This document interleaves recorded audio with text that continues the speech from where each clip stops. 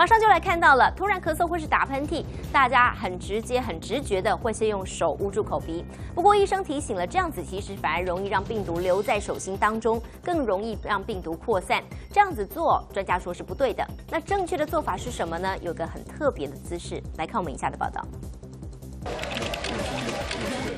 感冒酷酷扫，时不时还打个喷嚏，就怕传染给别人。许多人都会用手捂住嘴巴，不过这个不经意的小动作，恐怕让病毒更容易扩散。假如说你用手去淹口鼻，记得一定要术后就要洗手了，啊，不要再用你淹口鼻的手再去接触桌面，或者是接触其他人的手，这样的话常常会传给其他人。